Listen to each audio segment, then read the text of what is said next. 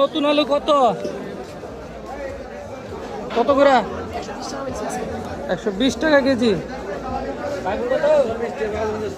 মাটি, শুধু মাটি ভরে রয়েছে। 120 টাকা কেজি আলু, চিন্তা করা যায় না? সেটাই তো আমরা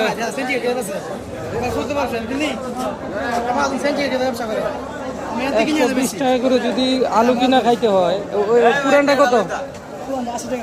80 টাকা।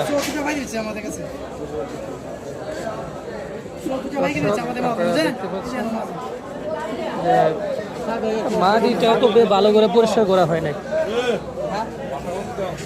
এই যে আলুটা বিক্রি হচ্ছে এখন 120 টাকা কেজি। আলু কিনা খাইতে হয় আমাদের, যেটা কিনা বাঙালিদের প্রধান খাদ্য। প্রতিটা তরকারির সাথে আলু দিতে হয়, ঠিক আছে? সেই জায়গায় এই আলুর দাম এত।